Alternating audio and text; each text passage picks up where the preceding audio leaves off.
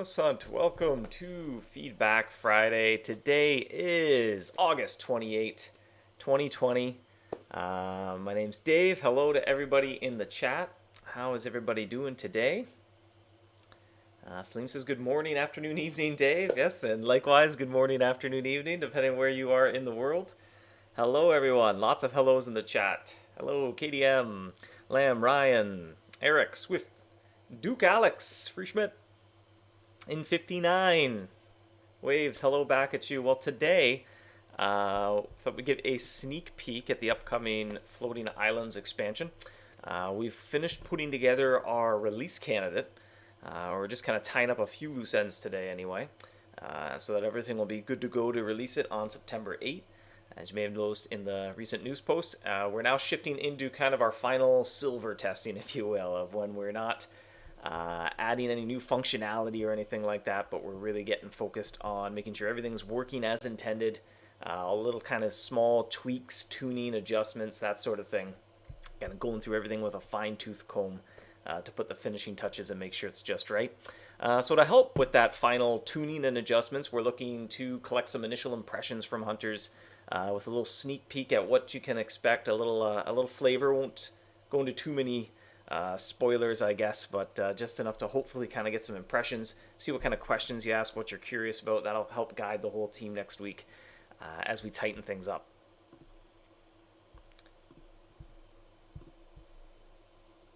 So the Floating Islands, it's going to have a minimum title of Archduke to be able to go there. As you probably noticed as well from the description of the map piece, there are 57 mice to discover in the Floating Islands, as well as it utilizes 8 different power types. So physical, shadow, tactical, arcane, forgotten, hydro, draconic, and law. So I think that's pretty well all of them except rift or parental as well, which that certainly doesn't get a whole lot of use either.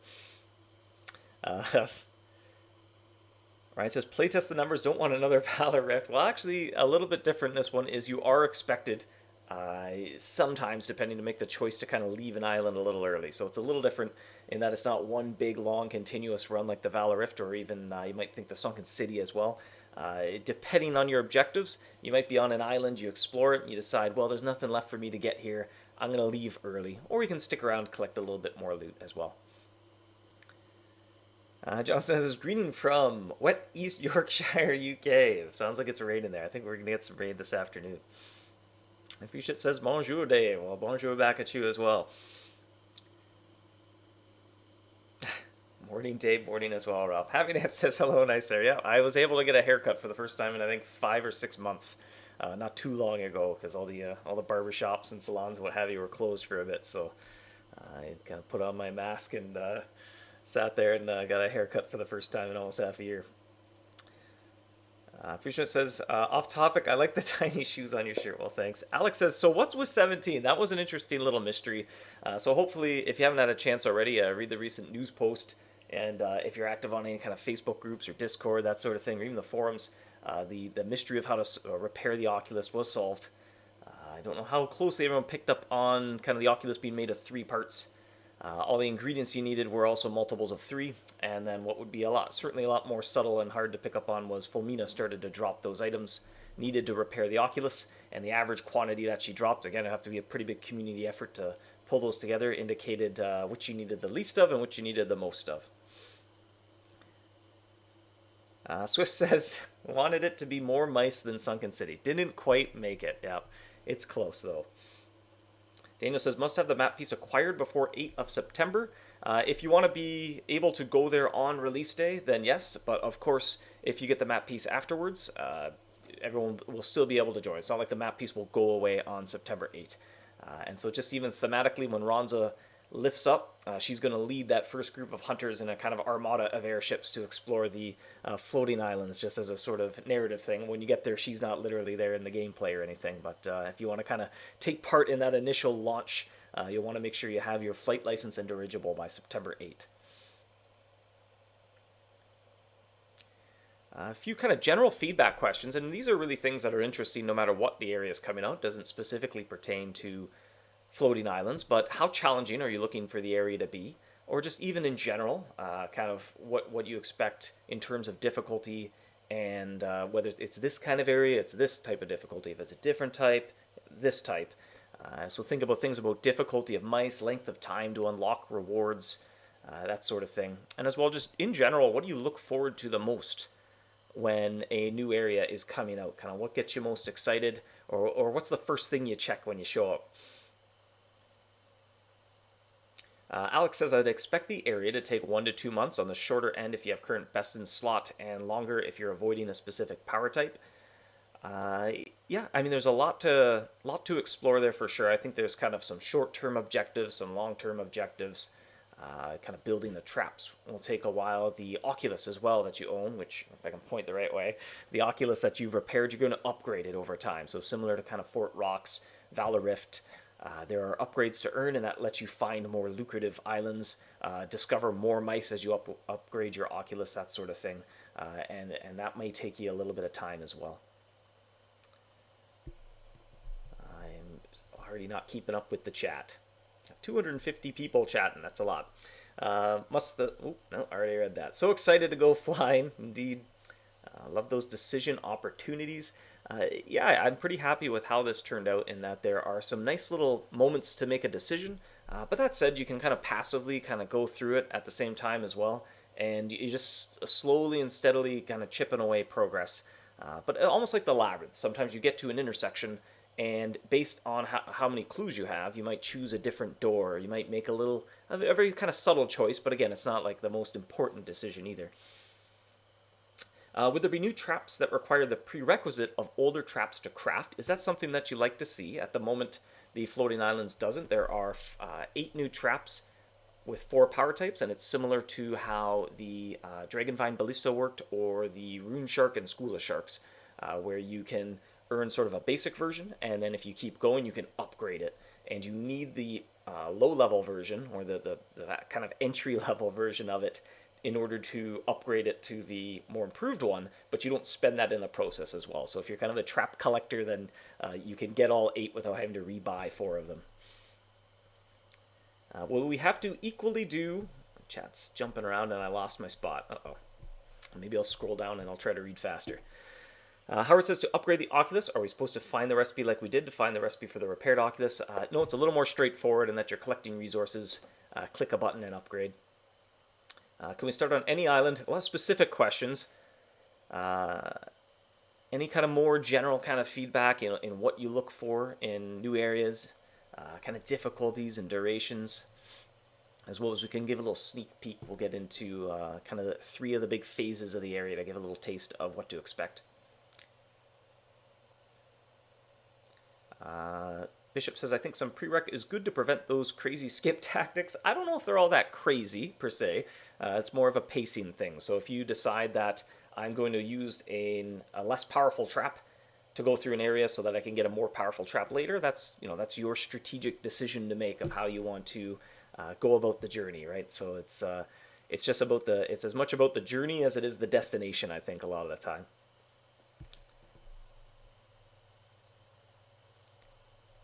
Sally Sue says, I'd like the difficulty to be similar to Living Garden.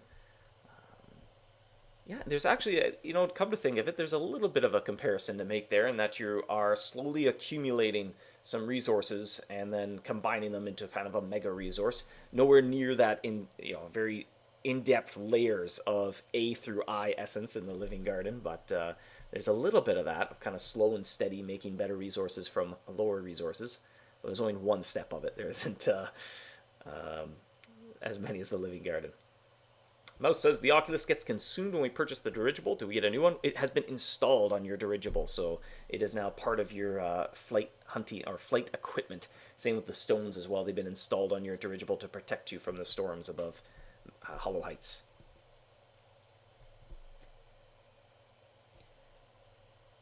Dallas says, the first thing I look forward to is figuring out the best way to start and the excitement of working out optimal strategy for proceeding. Yeah, for sure. I think for a lot of players, that's a big part of the game as well, and that MouseHunt is a very kind of passive game where you put in time and you get reward, right? So time being such an important variable, I think a lot of players try to figure out, well, what's the best use of that resource? Because time is your most valuable resource in the game. Ryan, question. So time, split rune, and predatory processor good. Rib, temporal shadow plate, and sandblast, and metal pad. I would compare it closer to the predatory processor. Maybe a little bit like Fulmina's Tooth as well, where you can purchase it with dragon scales, but Fulmina also has an opportunity to drop it.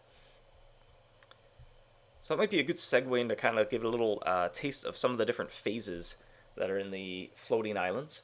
So first up, what might be a somewhat familiar phase, depending or comparable to some other areas as well. You will start in an area that's called the launch pad, where you're going to collect an item that is used to make a new flavor of cheese called Cloud Cheesecake.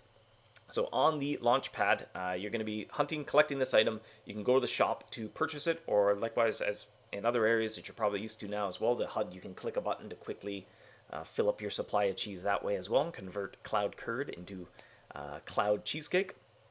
The launch pad's also where you can use the workshop to make upgrades to your Oculus, as well as customize the look of your dirigible. So that's kind of a new fun thing we're trying out, in that having some fun cosmetics, so you can customize the look and feel of your dirigible. So if you're not content with just kind of that taupe balloon, you can really customize the hull, the balloon, and the sails with different kind of cosmetics. You can mix and match to make your own unique look as well.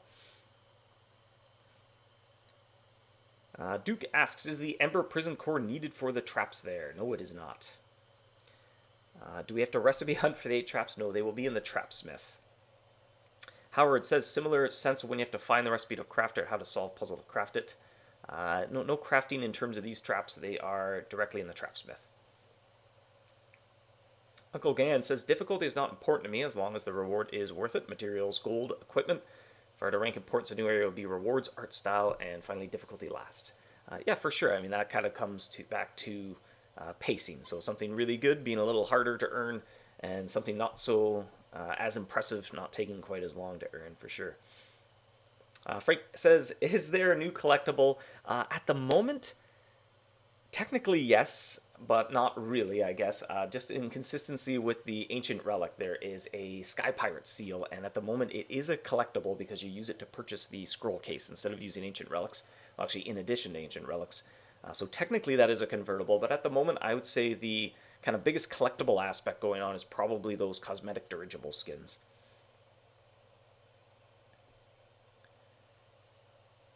Alex says, was Prestige Base used in balancing of the area? Total Eclipse 10? Yeah, for sure. Being an Archduke level area and kind of one of a especially kind of epic size and scale, it does assume that you're coming in with some pretty high level equipment as well. The mice are a little tricky. Even the mice on the launch pad are a little bit difficult to capture. But that's the nice thing about the area is because it utilizes all the power types, it is advantageous to have all the power types, but if there's one that you're particularly lacking out on, you can try and cope with that a little bit, but you may have to use some extra resources that somebody who has a wider arsenal of traps available to them won't have to use that level of resources. John asks, is fireball fuel still usable in this area? No, it's just in Mosu Picchu. Sejan asks, what items will be available on the marketplace from this area? That's a great source, great thing to get feedback from players as well. At the moment, kind of like rule of thumb, anything that is available in the premium shop or you can buy with real world money, we also put on the marketplace so it's accessible to as many people as possible with your in-game gold. So to that effect, the Cloud Cheesecake can be purchased. That's kind of the main cheese for the area. Kind of compared to Glowing Gruyere, where it is very helpful, not necessarily mandatory, but it's more kind of niche. There might be circumstances where you choose not to use it, similar to Glowing Gruyere. If you're going down the hallway and you don't need those clues, you might choose to just use Gouda and kind of sneak your way through the hallway and hope for the best sort of thing. As well as there's kind of like that labyrinth item, fireball fuel type item called Bottled Wind. You can see it on the HUD as well. That is also on the marketplace. As well as there is a resource somewhat similar to a Shuffler's Cube, and that is on the marketplace as well. And finally, there is like that predatory processor or Fulmina's Tooth like item that is as well on the marketplace that you use to kind of build that tier 2 of the upgraded traps. That took me longer to answer than anticipated. Behind on the chat here. Markram says, will Chrome Storm Rot Ballista be enough to take on this area? For the Draconic areas of it, that will definitely be useful. That said, if Draconic is kind of your weakness, you can choose to try to avoid the Draconic Islands, but every once in a while, if there's a really good looking one, you may have to, or you might be tempted to kind of visit out and collect the loot that would be on that island, so you might miss out there, but that said, there's kind of resources to help cope with your weaknesses as well. Glenn says, hello from the Philippines. Well, hello from Canada, back at you. Master says, darn it, thought this would be a breeze for me. Gerald asks, is it a permanent area or just an event? It is permanent area, so, and you can look, often we try to use the word adventure, and when you look in your adventure book for events, if the event adventures, they'll be in a category called event, where this will just appear under Archduke. So it's permanent, not going anywhere, not any sort of event. Same with how you obtain that damaged Oculus and repair it. That's not going anywhere either. The only changes when Floating Islands come out is that the first step in the Floating Islands adventure tells you exactly how to repair the Oculus. And there will be the crafting recipe will be automatically unlocked when you capture full Mina as well. So kind of repairing the Oculus will be a lot smoother for people coming into it the second time, or not smoother, but a lot more straightforward now that the mystery has been solved. Master says, by the way, when is Ronza coming? Well, she's still here, so it might be a little early to ask when she's coming next. Myra asks, are there any one-time rewards I might miss not going with Ronza to Floating Islands? No, absolutely not. So it's just kind of a little bit of fun narrative, because just even the idea of taking flight with Ronza is kind of a nice, fun theme, but kind of on release, nothing will particularly change in that regard.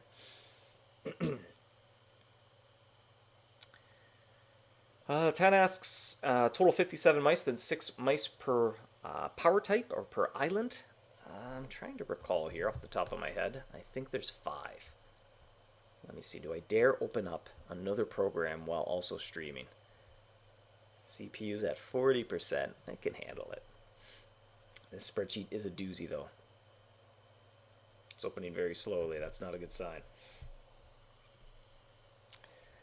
So in terms of the power types here, there are 4 mice per power type, as well as there are some mice on the launch pad as well. They're kind of weak to all power types.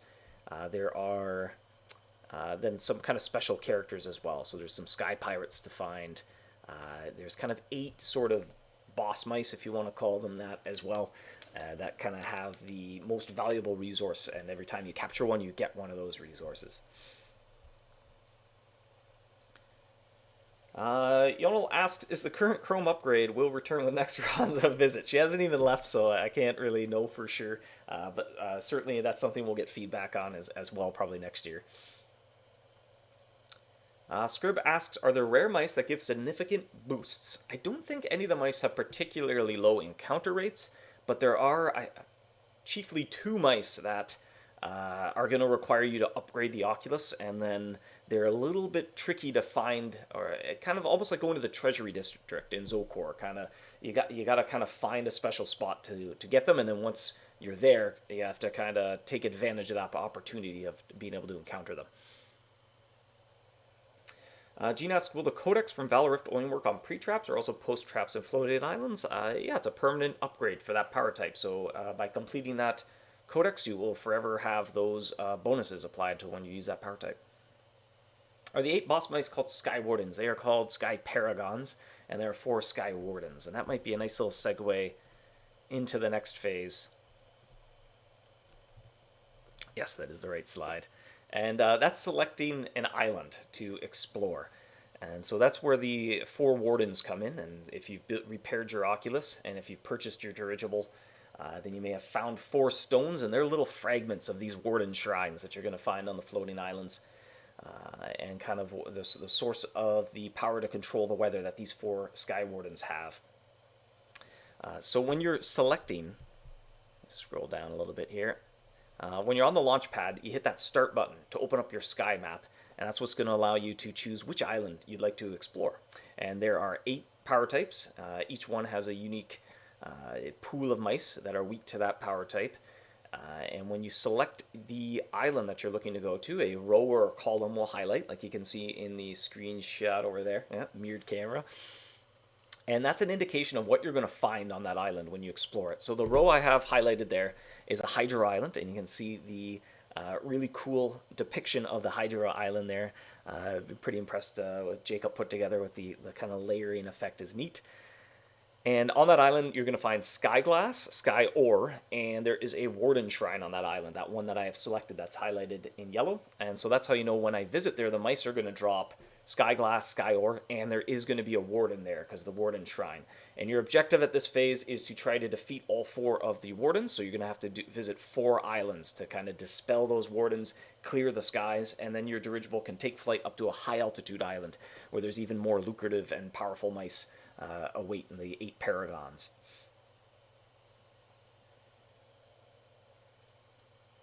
Q asks, do you think this area would be abusable by ultimate charms? I don't know if that's quite the right word. They're arguably the best charm for capturing mice, so you could put it to use here for sure.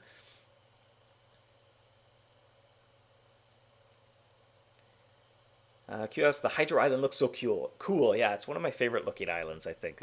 Maybe it's just kind of the blue and teal. I really like that color scheme and the waterfalls flowing in between it.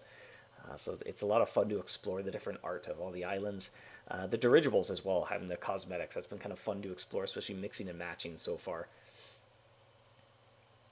Brian asked, running joke, no parental type. It might be time to retire the parental and change the Nannybots power type. As there's no plans for that to make a return. Can retire to the trivia section of the game. Ryan asks, how many types of resources are there for us to collect? Well, there are glass and ore, are some important resources that you can use to upgrade your Oculus. There are also 4 pieces of Paragon loot, so kind of those final sort of boss mice, those 8 paragons, they always drop one of those, and those are the items that you can take to the trapsmith to purchase traps. And so every time you capture one of those, you make a little incremental progress towards the next trap.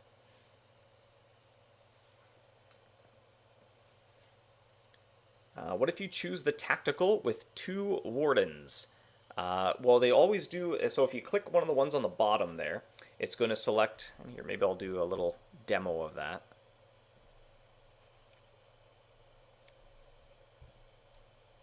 Not to be too much of a tutorial, but it's kind of good to see what questions are asked, because that's kind of a lot too next week, is just trying to tighten up feedback, tool tips, little things so you can learn as you go without avoiding like a lengthy tutorial per se, but it's kind of good to see the questions that ask as you kind of see some things. So you see here, if I click the Hydra like I did in my screenshot, it displays the Hydra Island, and this particular one only has 1 sky glass formation, so I'm going to find a little bit of sky glass, but not as much that might have 2. Now if I click one on the bottom, instead of a row being highlighted, a column is highlighted. So this one has a shrine, the Shrine of Rain, and has a sky glass formation on it. And so you can kind of play around with the different power types, take a look at which island by gazing through your Oculus that you're going to then go and explore. And see, this one might be a pretty good choice because it has both ore and glass and a shrine. Whereas these ones only have just kind of 1 resource to collect.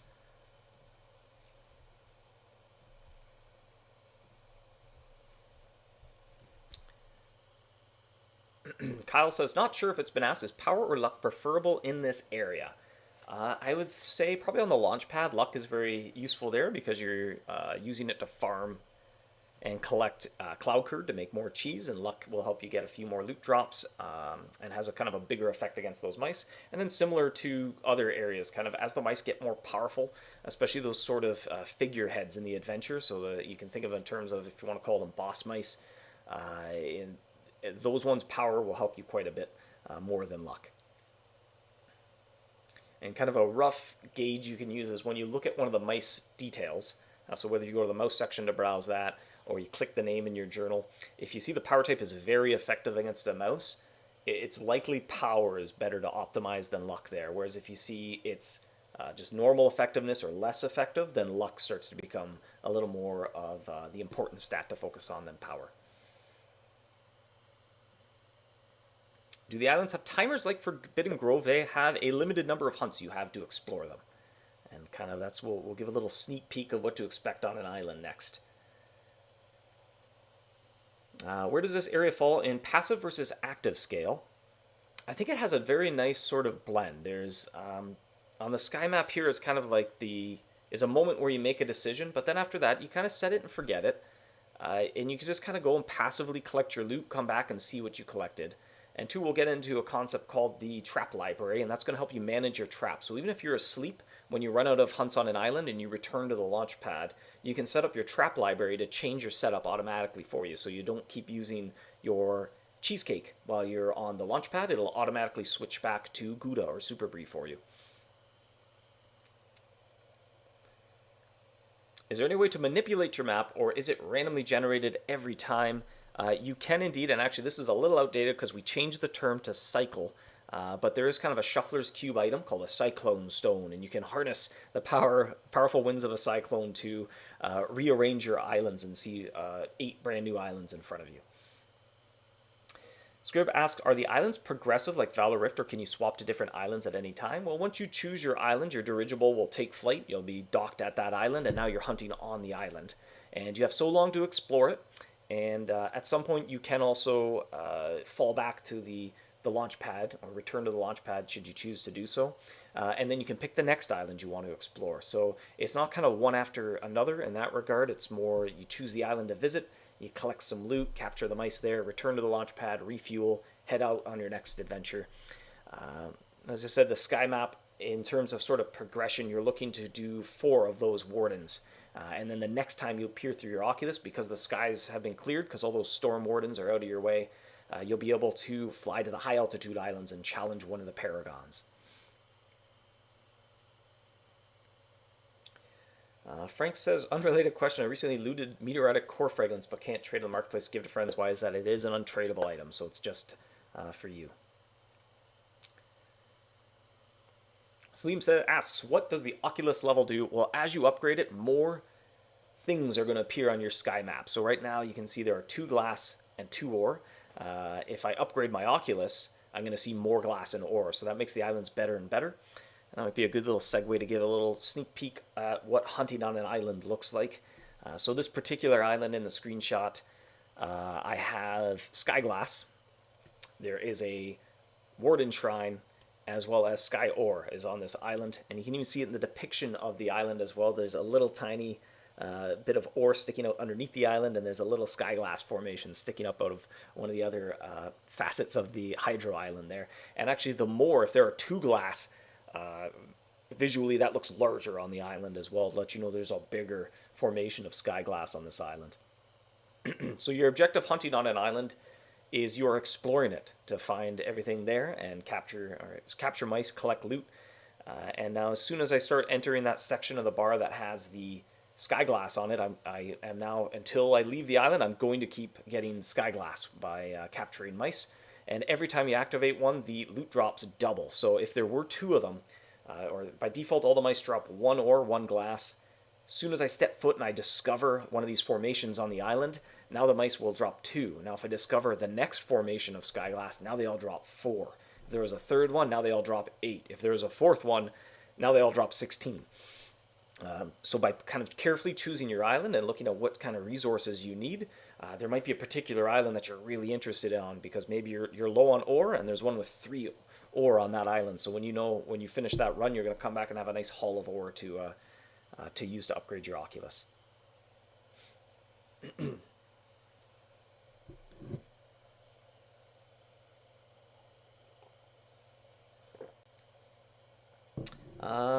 In59 asks, are the power type positions on the sky map always in the same position? Yes.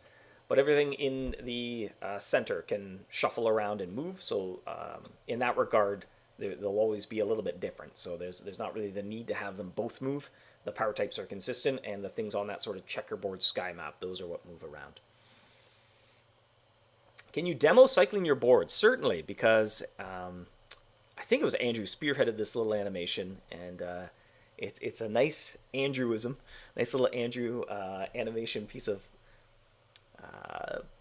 polish that we always kind of look forward to seeing what he comes up with. It actually inspired kind of naming it cycle, or for a while we were thinking about spin because it also spins everything on the map, and that's kind of like the cyclone stone weather sort of terminology.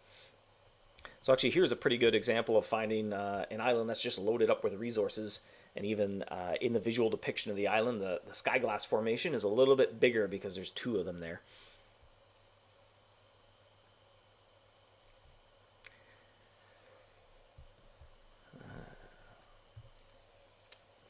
Nice cup, Dave. What you drinking? Coffee, and it's almost gone, and that makes me sad. Destin asks, after capturing a warden, do you get bonus drops like after capturing a district boss in Zocor? Yeah, again, see, it's very interesting to kind of see the questions you ask because those are going to help guide us in sort of the tooltips, the feedback as we kind of just tighten everything up. We don't want to add any new functionality or change anything, but we really want to kind of refine what we have to make it as intuitive as possible when it comes out. So defeating the warden actually unlocks the ability to leave the island if you wish. And when you defeat the warden, that kind of clears it on the sky map. So actually maybe I'll do a quick little demo of that as well to kind of gauge how confusing of a topic this is. Actually, hold on.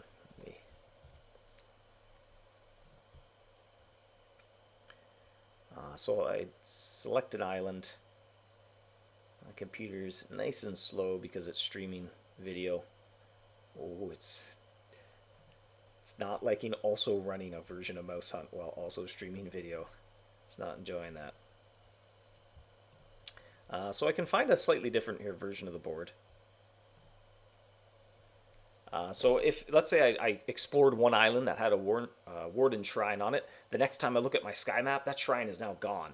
I've cleared that weather condition. I've defeated that sky warden, and the four wardens, they're all making kind of this perfect storm that prevents you from going up to the high altitude islands. And so now the board only has 3 left to clear. So every time you clear all 4 of them, then your next island is an extra lucrative high altitude island. And after you finish exploring that, the storm wardens or the sky wardens manage to come back, obscure the skies again, and it's your job to clear them over again. But in terms of when you defeat that warden, there's not really too much changes other than you get a little loot drop.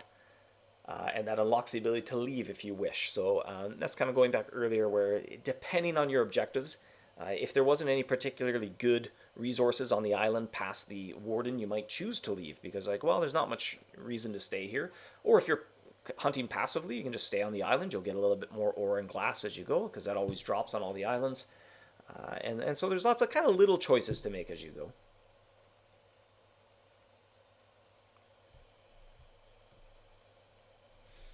Does the reroll have a cost? Yes, similar to a shuffler's cube, it costs an item. And that's called a cyclone stone for the floating islands. The HUD seems to have a button to retreat, and you may have spotted a little bit of work in progress. So the artists are currently illustrating, making a nicer looking button for that, which is why it's kind of awkwardly over top of the frame like that. So I think that's a little detail we're going to sort out today. Well, at least have it illustrated. Might have to wait till Monday morning to have it implemented. We'll see. And I forget the terminology there. I don't think we ended up calling it retreat because it felt a little negative in times that you actually choose to disembark or choose to return to the launch pad. I know we did come up with a term, but now off the top of my head, I can't remember what it was. Is there a sneak peek of the mobile HUD? Certainly.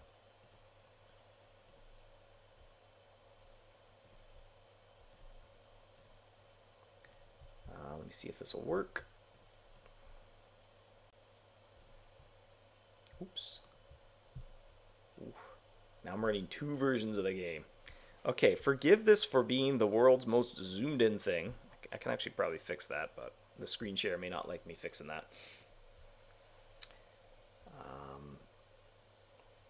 But yeah, a little sneak peek. This will not be as big and zoomed in on your actual device. So this is just a side effect of me running it in a browser at this resolution and not wanting to risk resizing my window because sometimes the screen share doesn't like me resizing the window. So this will fit on one screen for most mobile devices, I would think. So there won't be nearly as much scrolling. Actually, here, I'll tempt fate. I'll tempt fate. There we go. Yay, it didn't break. All right. So very similar, just everything's kind of been translated down, and actually really impressed the whole art team. It feels like well, I guess it was months ago, just brainstorming, doing mock-ups, kind of firming up the kind of plan. I think they did a great job of translating both mobile to browser, browser to mobile, keeping kind of consistent look and feel while trying to take advantage of the extra width that browser has and the extra height that mobile has. So I think things turned out pretty well. Stuart asked, do we need some kind of fuel to fly to the islands? No, you can just pick an island. That said, the cheesecake is very useful there. So if you're out of the cheesecake cheese, you'll probably want to stay on the launch pad to resupply on that.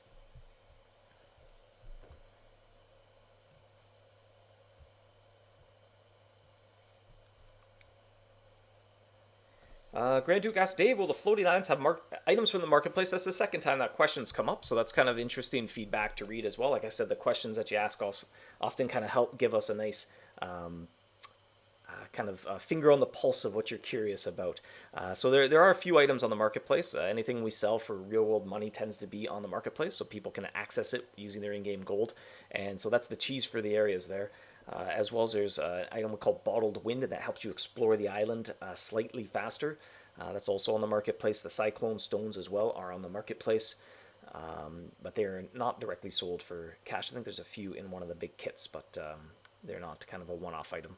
As well as kind of a similar in vein of a predatory processor. There's a item used to upgrade your traps, and you slow and steady kind of make progress towards being able to craft one of those. And when you craft it, you can use it for yourself, or you can choose to sell it on the market. Q says, would there be a in-area way to get the Cyclone Stones and Bottled Wind, like District Loot for Lantern Oil and Cubes? Yes, they are both in the general store. And the ore and glass, the primary thing you use with them is to upgrade your Oculus. So obviously once you have a maximum level Oculus, you don't have a whole lot of use for the ore and the glass. And in the general store, you can use it now to purchase Bottled Wind and the Cyclone Stones, which I think we tried out in other areas as well. Seemed like it was fairly well accepted, but open to kind of more feedback on how to get those. That said as well, there are kind of a few ways to track it down as loot drops as well, some better than others. But kind of leave that for something to explore and discover. Diamond says, what's a good amount of cheesecake needed to start a run? Again, these questions are very interesting. So you have a maximum of 75 hunts on an island. So as long as you have 75, hey, nothing bad can happen. You're not going to run out of cheese while you're on the island. So, but that's interesting. Even kind of noting that down. Even just this morning, we're having a conversation about what do you need to know before you open the sky map and pick an island. And there's some areas we weren't quite happy with about how they're communicated or the feedback. They're not immediately obvious, and yet they feel important enough that you should be able to pick up on that sooner. That said, if you run out of cheesecake while you're on an island, you can use Gouda, and you'd get very few loot drops while you do that, but you still actually make progress, and you can capture a warden, so you can kind of continue on that main sort of progression drive to make it to a high altitude island.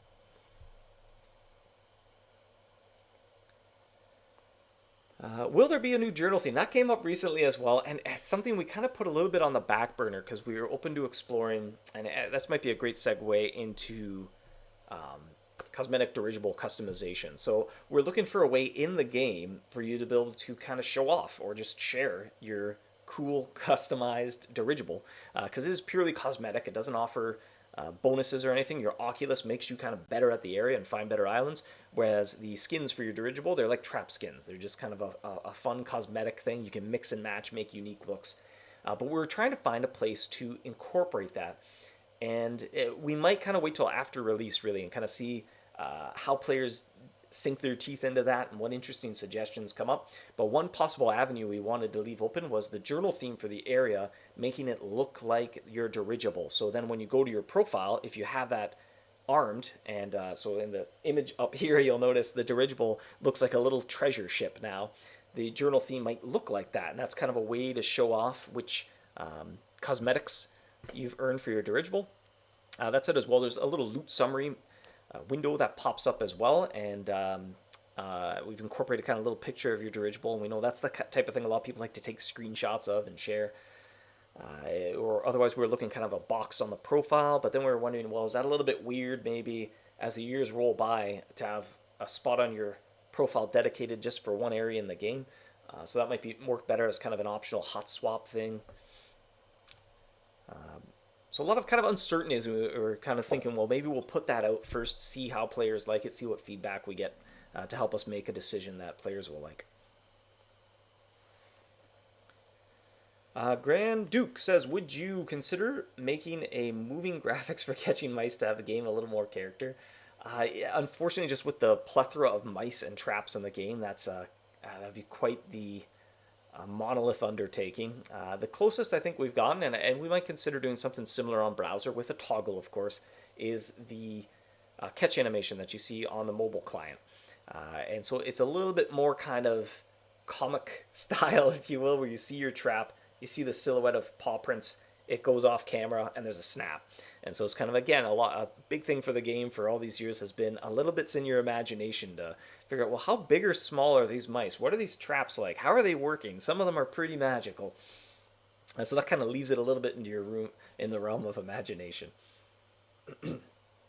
Master asks, is dirigible a real world? Sorry, English is my fourth language. That's an impressive feat to have 4 languages under your belt. I'm pretty sure, unless this has been a huge joke on me all this time, but dirigible is in fact a real English word. Kind of means airship. Let's consult Google real quick. Yes, capable of being steered, guided, or detected. A dirigible spotlight. Well, look at that. There's other ways to even utilize the word in a sentence.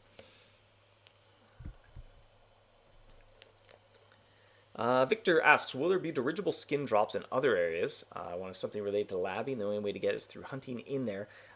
That is a fantastic suggestion as well. Those are the things we've been kind of mulling over a little bit. And because it's a cosmetic feature, it was kind of, in terms of like the priorities, it was kind of toward the bottom as a nice to have. And so there's a lot more room, I think, to kind of flesh it out. So we're kind of looking to put it out there, see what players think. And I think that might spawn a lot of great suggestions like the one you had as well to see, well what kind of cosmetics are you interested in and how do you want to see them earned? And if anything, kind of the initial release might be a little proof of concept for that to kind of see where we could go with it. Sejan says, in my opinion, profile page deserves to have some room for badges or similar achievements. Yeah, actually, fantastic suggestion. In the original, when we overhauled the profiles not too long ago, I guess it was a little while ago, that was in the original mock-up as sort of a customizable spot where you can choose what you want to go there.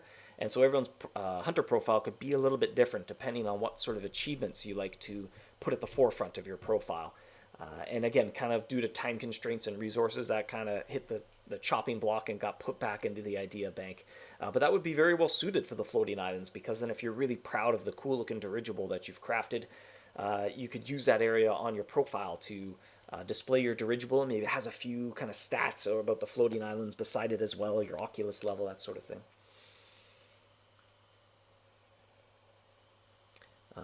Yarn says, is it possible to conquer the area and get all traps by just recycling, re-rolling, and only visiting a physical island? Yeah, that you couldn't complete the adventure, because the adventure does want you to capture all 8 of the paragons, and there's 1 for each power type. But you could get all the other rewards by using a single trap. That said, you will be at quite the disadvantage compared to somebody else. And you'll be using cyclone stones a lot more trying to get those good islands to appear as physical ones. Swift asks, what is the role of sky pirates in this area? We'll leave that as a little kind of nugget to discover while you explore the area. Ryan says, quick jump back to the reroll. Can we get a confirmation dialogue before we re-roll the board at the sky pad? That's interesting. I'll note that down, because I could see that going both ways. Because they're kind of accessible, so it's almost expected that you're going to use them, especially as you kind of level up your Oculus a bit and you start to get more things. You might start to use several of them. And so, I don't know, it might be confirmation, maybe with a checkbox that says don't ask me again or something like that, but I'd be interested to kind of hear what others think. You can compare it to maybe Shuffler's Cubes in the Labyrinth, although there's a little more incentive to use them, I think, because there's so much on the sky map that you might want to, you're looking for something specific, so I don't know if a confirmation box might get a little annoying after you've clicked it for the 5th time. that's something good to make a note of. Bishop says trap sneak peek. Actually, we're still kind of fine tuning that, so we'll leave that as a surprise on release as well. Gene says could be nice, great offer for rare map dust in the premium shop. Please, Dave. It is there already, and that's at the Relic Hunter season. We usually do a 20 for 20 promotion on rare map dust as well. So that's a good fit for the Relic Hunter because it's all about maps. Yodel asks, how many dirigible skins are there? We're still kind of putting them together, so kind of a final count isn't there, but I think it'll be a little proof of concept, and we want to see just how many hunters would like to see added, where you'd like to see them added, and how you'd like to see them added. So kind of getting initial impressions, and I think when it's out live in the game, we're going to see just, how far do we want to push the cosmetics. Do the mice drop a lot of gold points here? Well, it's kind of in line with Valor Rift in some ways, in that they're kind of, the reward level of mice is roughly based on the title requirement to visit that area. Let me see which the most valuable and least valuable mouse is.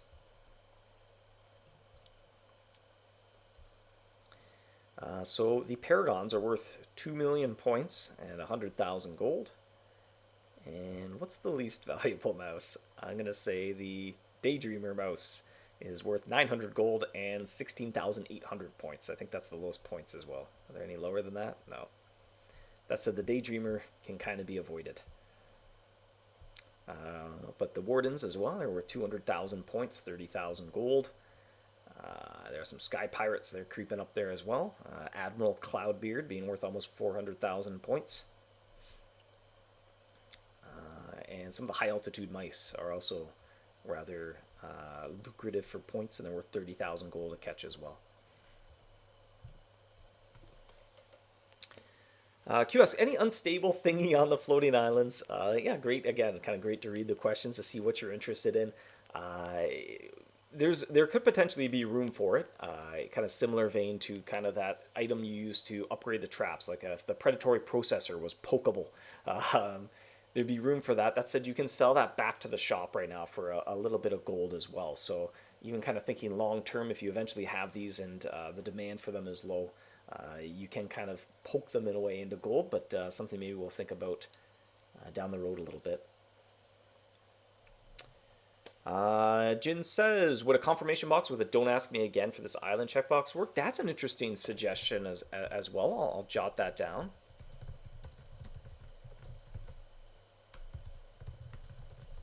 That's kind of an interesting take on the don't ask me again. Instead of it being a permanent, I never want to see a confirmation box again, it's like, listen, just this one time, let me hammer this until I go to an island, and when I come back, then warn me again. JJ Maniac says, what's the penalty for retreating from an island? There is no penalty at all. So actually, it's kind of, it depends on what your island you're visiting. You may choose. It's time to leave. There's nothing here left for me. And that's kind of right built into the gameplay. So it's almost expected. And like I said, we've changed the word retreat. I can't remember what it's called. Let me see if I can find it real quick, because I think it's implemented. It was a little weird. No, it's still retreat. I thought the word that, I forget even who came up with it now, but it was a pretty good word for it, that you just return to the launch pad, but it doesn't feel negative in that you're not supposed to retreat. It's kind of a choice you're making because you've exhausted all the resource on the islands, and so you're ready to go back to the launch pad and find a more kind of juicy island that can be mined for some resources.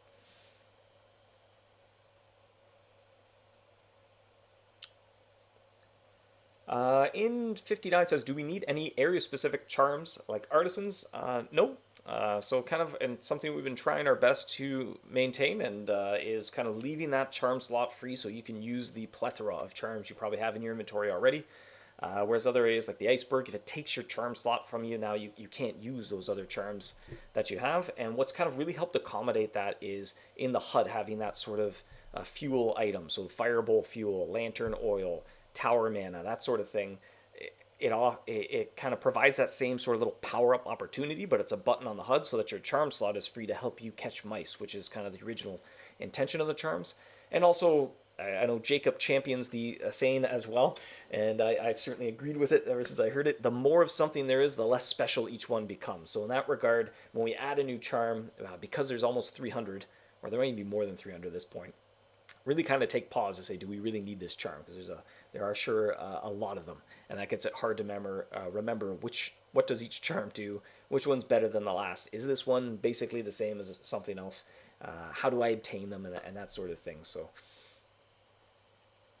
how about disembark? I think that was one of the options, but it was a little too long for the HUD. I forget. I was impressed with the word that came up, and I wish I could remember it, but I can't right now. Grand Duke asks, Dave, could you make a premium subscription such that these monthly subscribers can hunt every 10 minutes? No, probably not. I don't think that would be too good for the game. Can you travel to other areas when you're hunting in the air? Yes. So, as now consistent across the board, there is not a single area in the game that when you travel away, you lose progress. So, we would continue to endeavor to stick to that plan. The Zugzwang's Tower was the only one ever, and that has kind of stuck out in players' minds forever of being scared to travel. But that has been updated now, and you are free to leave the tower. You just can't go back to the garden until you choose to end your tower run. Disengage sounds really cool, yeah. Need Patrick Stewart to just go disengage. Wait.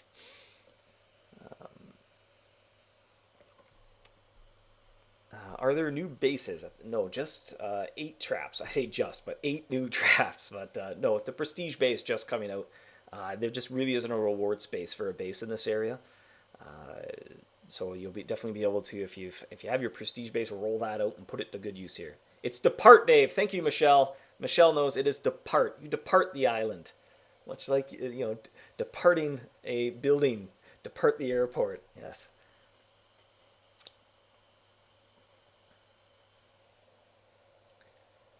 Any estimate for how long an average player will take to get all the traps and the upgrades?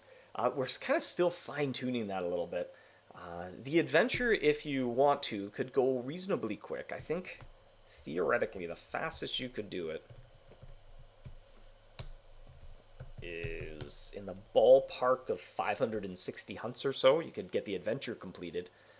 But there's definitely a lot more to explore there. And that's kind of consistent with other areas as well, where the adventures are kind of the minimum bar you're setting, or a good way to feel like, cool, I've accomplished a lot in this area. I've completed the story of the area, but there's more to earn and explore. Everyone knows it's depart now except for Dave. Yeah, I couldn't remember. I know there was quite the thread. There's a lot of suggestions being floating around, and I didn't have any good ideas, so I just I left it to the better wordsmiths on the team than myself, because I often I know when a word doesn't sound right, but I have zero suggestions about what would be better. But then when I hear it, I'm like, yes, you're good with words. That's perfect. Are the current suggestions still aimed for the release of the area you're looking for at Feroma Rift style patch a couple weeks that adds some things? Well, again, we're going to spend a week kind of tuning everything, so it's kind of about trying to get us in the right headspace to take that on Monday morning. I could see definitely, though, there being kind of post-release updates depending on how hunters are enjoying the cosmetics to try to add more of those. We often do kind of a follow-up milestone that adds the treasure map for the area, but because it was sort of ingrained into the gameplay of the area, how you earn the treasure map, that's going to be there from day one, so no plans for that kind of post-release update. 560 hunts, that's about a week. Yeah, you can go through it at a pretty good clip, I think, if the stars align just right. If you kind of find, I guess that would be, if you find kind of like 40 perfect islands in a row. But you'll also be doing yourself a little bit of a disservice to go through it that quick, because that means you're departing an island early, and there might be more loot to collect there. So you'll complete the adventure, but then you'll kind of be behind the pace a little bit in terms of upgrading your Oculus and pursuing some other goals. So I wouldn't think that's the best strategy unless it happens to work out exactly like that.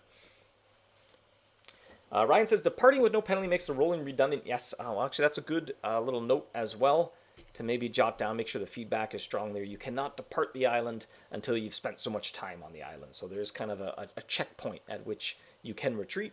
And for most islands, that'll be when you capture the warden. Until you do that, the storms are too intense. You cannot return to the launch pad. So in some ways, you could almost think of it in terms of the labyrinth. Instead of using a Shuffler's Cube, you could pick a short hallway, go through it as quick as you can, and then that gives you a fresh set of doors at the end of the hallway. And so you can kind of, you could do something similar there. I think that's a comparable little strategy for the floating islands as well. So you could pick an island that isn't ideal and then just know, well, I will depart as soon as it allows me to depart. And that's how I'm going to find a better island. What kind of Oculus upgrades are there? We're just generally speaking, again, we'll kind of leave plenty to explore because there's lots to explore as you upgrade your Oculus. But as you upgrade it, more things appear on this sky map. So you just find more lucrative, more variety of islands. And eventually when you're maxed out, that thing is just full. And so every single box has something in it. And that's when the islands really start to get juicy.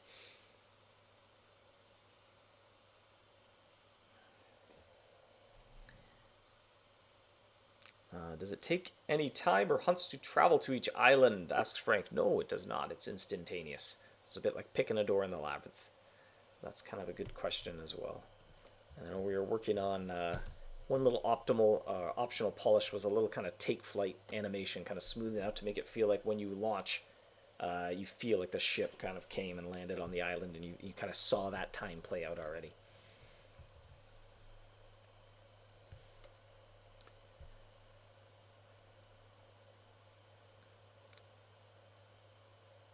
Can the treasure maps not be too rewarding like Queso Canyon Geyser maps? Actually, that's another thing that we're still kind of tuning to figure out just the right feel for those. And I think that's going to be at least one day of focus next week, is really kind of dialing that in. That's it, similar to other areas. The kind of resources you use to upgrade your equipment cannot be obtained in maps. And because anything in a map is kind of pseudo-tradable, and so those items are not really meant to exchange hands, they're meant to be earned for yourself. So similar, like Howlite and Bloodstone you cannot obtain from a map, the ore and the glass you would not get from the map either. Howard asks, what can you get using King's credits? Usually on launch we don't add anything to the King's Arms. That usually comes sometimes a couple years down the road, and kind of as a way of when there's more stuff past that area, you can use your King's credits to kind of speed up some areas as kind of the total completion time of the game gets longer and longer. Ryan asks, there won't be any rift traps in floating islands, correct? That said, you could use your prestige base and a rift charm and take advantage of the 2-piece rift stalker set bonus, which might be advantageous depending on what you're doing.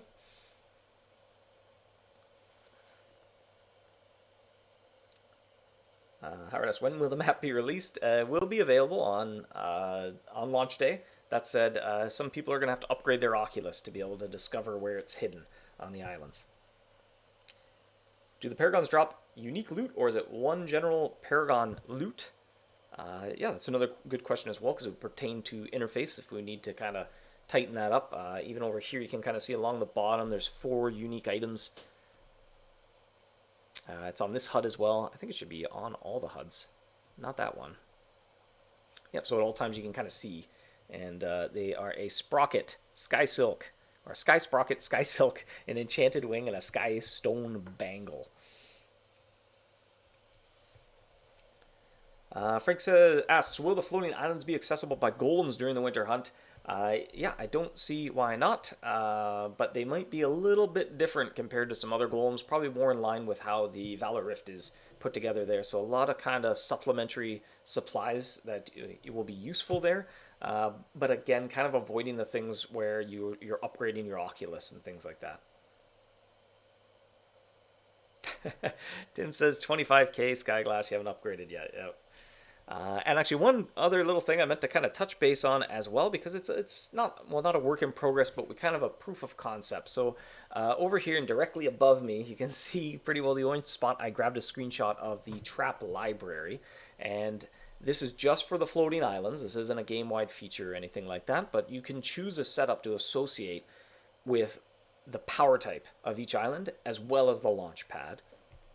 Actually, maybe I'll do a little demo of this as well, because this is kind of something we want to kind of put out there for the floating islands, and it would be quite a big project to expand this to other areas or make it kind of a game-wide feature, but wouldn't mind kind of feedback on whether that would be something players would be interested in. So here I am on an arcane island, and I've saved. I'm going to use the Event Horizon, an Ancient Charm, Cloud Cheesecake, I could clear that if I want, and now I don't have a save setup. And let's say, you know what, I don't want to use Ancient Charms anymore. I'm using Ultimate Ancient Charms because that's what I want to do. And then you can save it. And now, okay, this island, whenever I go to an arcane, that's what I want to have armed. It'll speed up. This is going to be awfully slow considering the I'm streaming video. And I'll speed things up a little bit here. Sound horn, please. Yep. Yeah, whenever you see it, it's just, it needs to be clicked. And so now here, just to help test, I can sound the horn once a second. I've encountered a warden. And I'm getting pushed back. Oh, that warden's hurting me. Uh-oh. Ultimate Ancient wasn't alright. I got the Warden of Fog for the first time.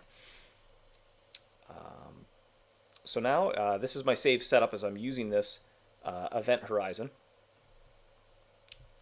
And if I go back to the launch pad, I've switched over to the School of Sharks and Super Brie. I'm now no longer using Cloud Cheesecake, and I've disarmed my charm as well. And I can see my save setup for the launch pad is the School of Sharks and Super Brie, because I'm collecting the Cloud Cheesecake here, so I don't want to hunt with it. And so what we're hoping that's helpful is because there's 8 power types going on, that's a lot of changing your trap. And so I don't think that's the most entertaining decision that you make of which trap you want to use at which island. There's kind of more interesting decisions to make than that. So we're hoping that kind of streamlines things a little bit.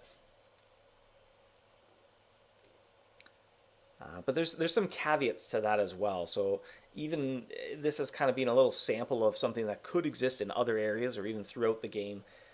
But kind of thinking about, and the floating islands might be a good experiment here, of when you go and you upgrade your trap, and then you forgot that you saved a lower level trap in your library, you might not notice that right away. And so we'd want to experiment, make sure the feedback is just right, so you remember when you, like if this was in the entire game, when you travel, let's say you go back to the mausoleum and you haven't been there in years, and it just switches to your ambrosial portal for some reason. You're like, whoa, what's going on here? Don't do that, library.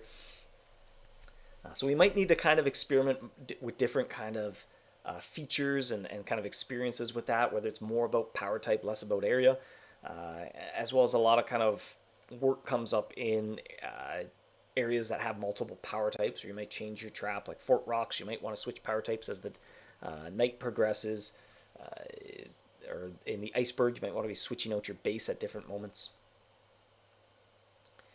Swift says, dang, we need trap library in other areas. It has been quite nice. Just while playtesting the area, I think I would have went bad if I had to change my trap every time I picked an island. Destin says, is there any plan for excess items loots after you've collected all the traps? So everything kind of flows together nicely. The ore in the glass you use to upgrade your Oculus, and then when you are fully upgraded, you can use it to purchase stones and bottled wind and other things to help you on the islands. And then all those other loot, they combine to make these very precious jewels that you're going to use to upgrade traps. And then if you really didn't want to sell that on the marketplace or do anything else with it, you can sell it back to the trapsmith for gold. So kind of everything flows up into gold at this point, and eventually anyway.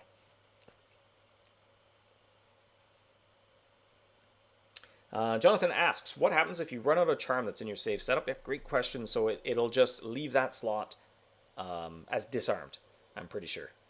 And I think there's a little bit of red there. I'm trying to think what's a good way that I could even test this. I have too many charms, I think. There we go, I have 80 chrome charms.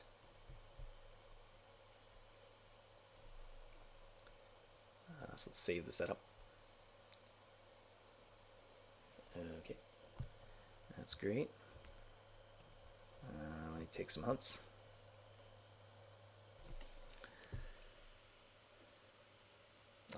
Grant has a nice suggestion. You could have a pop-up that says you have a better trap setup available. One of the challenges, though, is sometimes that's subjective in terms of which setup is going to be better than another.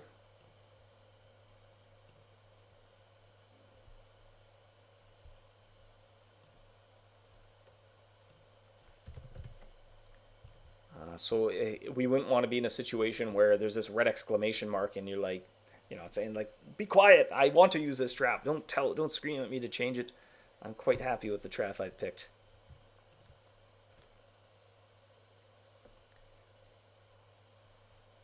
So now I'm going to hunt with my Chrome Charms here. I'm going to just force myself to run out of Chrome Charms.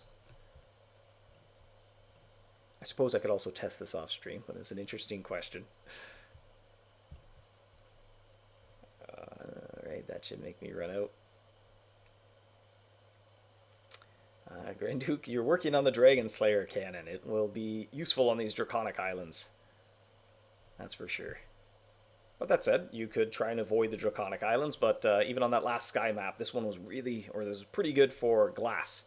Because here they normally drop 1, and then as soon as I discover a Sky Glass formation, they drop 2, and then I discovered another one, now they drop 4. It doubles every time, so it's almost exponentially better the more of a single type of feature on the island you can find. Am I out of Chrome Charms? Not yet, I have 3 hunts.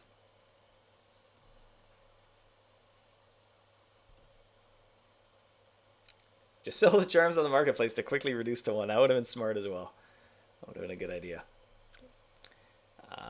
Okay, great. So, yeah, I'm using Dragonbane charms on the Dragon Island. I am going to leave. And now I'm back. Yeah, so there you can see Andrew, the amazing UI guy, has your back. He's got it highlighted in red to let you know, hey, you're safe setup. You're out of that item. And now my charm is just blank. So, and I'm pretty sure, actually, I should have done a switch back to like a Dragonbane charm or something to make sure. I'm pretty sure it disarms your charm as well. Because obviously you wouldn't want to be using your Dragonbane charms on the launch pad, probably. Ben asks, do Dragonbane charms work here? Well, they work with any dragon-themed mice for the most part, and there is a whole island full of draconic mice. Yeah, and another asking about the library, so that's kind of good to get a feel for the expectations of what that would be. And like I said, it's a little proof of concept. There's some challenges to work out if we were to bring that to other areas, so we're going to kind of see how it goes with the floating islands. It'll be an interesting Feedback Friday topic, likely for a while.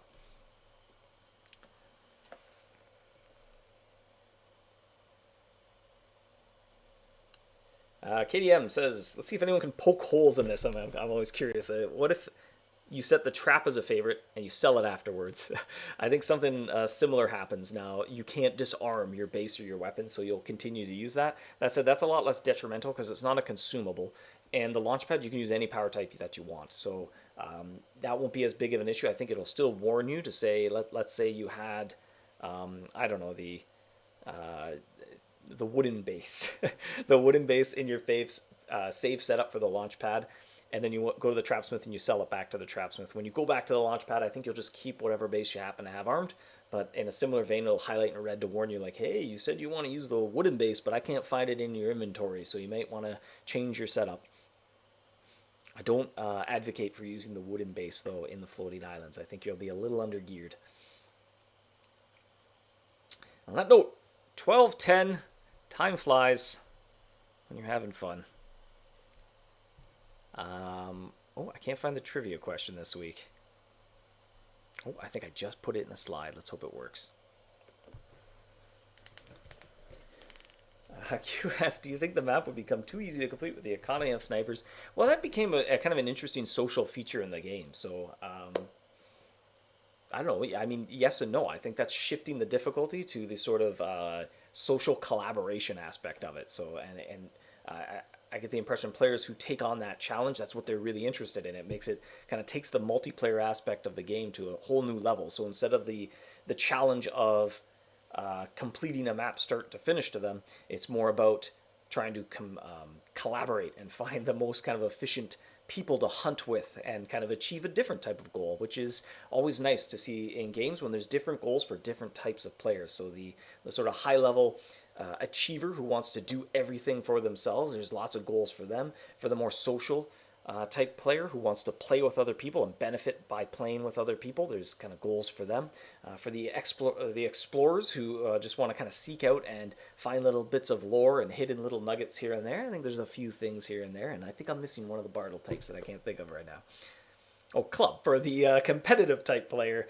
Although they could certainly use some love. I mean, tournaments are an aspect there, or scoreboards as well. There's that sort of, although it's not PvP per se, but there's a competitive aspect for that kind of final tier of the competitive player. If there's kind of those four broad categories of what people tend to look for in games, and some combination thereof. Great Duke says, would you ever join a map with us casual players, Dan? Well, I'm not quite, I don't think I'm quite that savvy in the efficiency level of maps. So that's kind of, that doesn't align with sort of what I get fulfillment out of games from, I guess. But that's kind of good to appeal to everybody. More of a kind of, I'll keep on going on the side as a nice little bonus, but I won't get too fixated on going through them as quickly as I can. Master asks about how about a function to search for snipers in the game. We've been that came up I think last year during the Relic Hunter season, and it's another discussion to have as well. We'd be a little nervous to make sure we didn't do it worse than the community already has, but it's always kind of interesting to see game within a game. How many mice will be on the map? At the moment, again, like this is a lot of fine tuning. There are quite a few. There's not all the mice, but there's close to it. Alex asks, is there a place to dump ore and glass after your Oculus is fully upgraded? Yes. You can buy resources to help you out on the islands. So the trivia question this week. And I will call it the Dave Might Be Wrong Trivia Extravaganza, because I think for 2 Feedback Fridays in a row, I've had the wrong answer. So bonus kudos go to anybody who has the correct answer if I'm incorrect. But this week's trivia is the floating islands will take the number 2 spot for most mice in a single adventure. Which adventure previously held spot number 2? I'm looking for number 2. So in 59 says Sunken City. It will still reign supreme as most mice in a single adventure. Labyrinth is no. At least not the answer I'm looking for. Nor is Iceberg. Living Garden gets an honorable mention, but not quite. The Meadow is not quite right either. Now I'm getting worried that I'm going to be wrong, because odds are if there's this many incorrect guesses that I'm probably wrong. Queso Canyon, Grand Duke coming in with the correct answer. At least the answer I was looking for. Could be incorrect, but Slay the Geyser Dragon comes in with 45 mice across his 4 environments. Honorable mention to Defeat Twisted Carmine with 42 mice across 3 environments. And there's a reward link that I probably should have copy and pasted so I could put it in the chat. I'll do that now.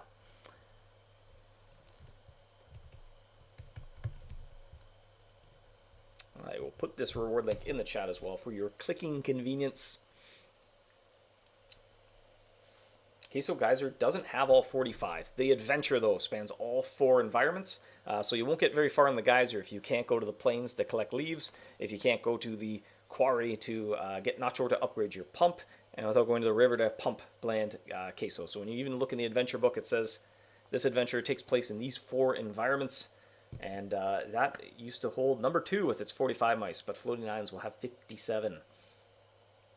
Great Winter Hunt is 59 mice. That's probably another good honorable mention for an event adventure. That's a good caveat as well. The event mice group has quite the plethora of characters.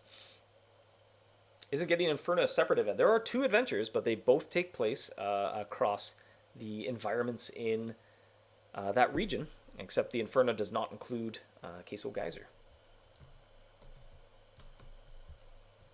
Let's take a peek. Count. So you got Inferno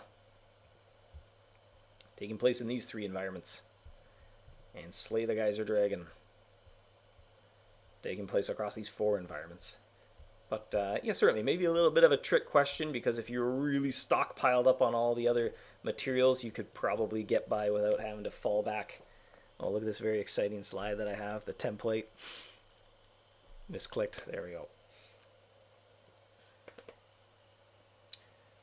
Darn, I got excited. I thought I could request a RIM if I got it right. We've actually upgraded the tool that generates those reward links. It used to be a giant drop down of every item in the game, except minus a few items that we had to like type in, like not these items. We switched that around, so it's a more of an inclusive instead of an exclusive list. And actually, Franco put that together as well. So now there is absolutely zero chance that we would ever accidentally select a rib in that drop-down menu. But technically, the Geyser Adventure does not need you to go to the other 3 areas. Well, I don't know. I don't think you're going to capture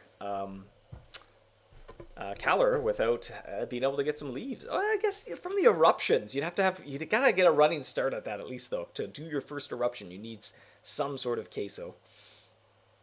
You need to at least go to the river and do the whole thing with bland. That would be a little tedious. What's that behind the board? Well, this was a little old now. That was me working out cloud cheesecake. At least I think, anyway. Yeah, that was Chav. Yeah, that's another job on the weekends. That was for something else. Since points and wisdom are separate, would it be possible to make the next area have an amount of points beating Bakekeep Ascended Elder, but wisdom matching the title? I don't know. I don't think that's quite necessary. That might be hard to accomplish.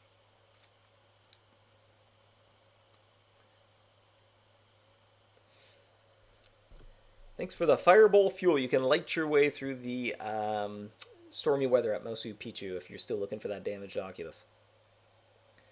It's the tactile whiteboard. They're glass, which I can't be a bigger fan of glass whiteboards. I know at the office we have some, I don't even know what material it is. It's like laminated white plastic or cardboard. I don't know. But eventually they lose their erasability, and it's always a sad moment when you're going in and it just won't erase anymore. You have to get out like some Vim or some baking soda or something to kind of bleach it off the board.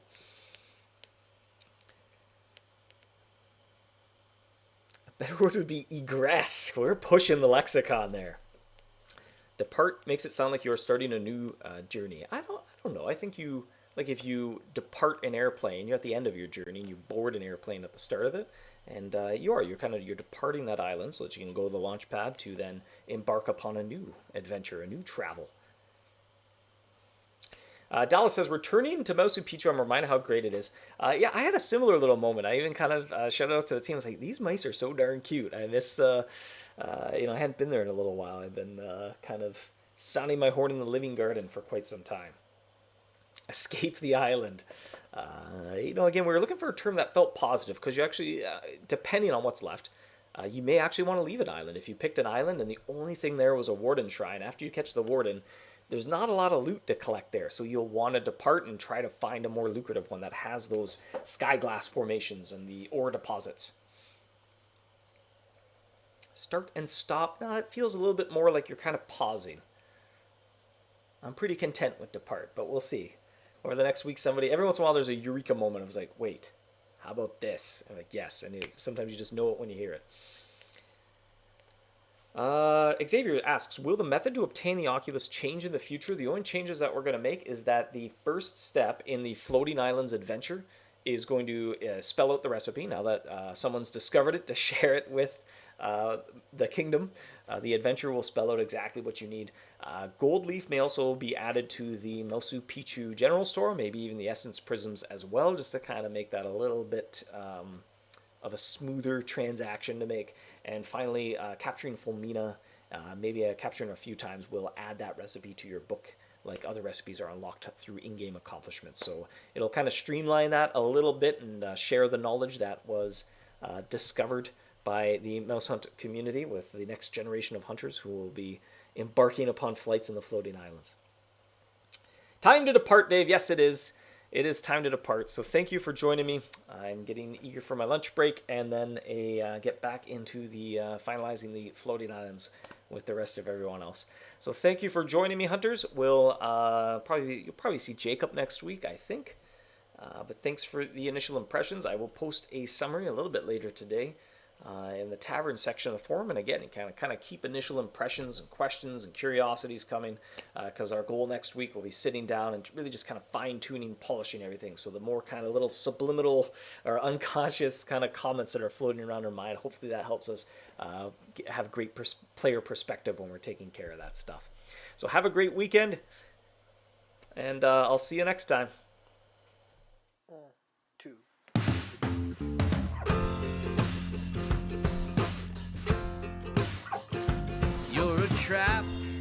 trap, don't seem to mind it. You attract me. I'm a mouse, you're a cat. I don't seem to mind it. Soft and furry. Oh, and just when I think I'm safe, snap. Turns out I'm never safe, snap. Just when you think you're safe, snap.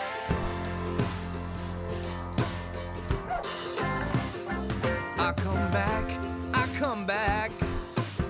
You don't seem to mind it, but I'm a fool. Broke my back. You don't seem to mind it, 'cause you're so cool. And just when I think I'm safe, snap. Turns out I'm never safe, snap. Ooh. And just when you think you're safe, snap. Turns out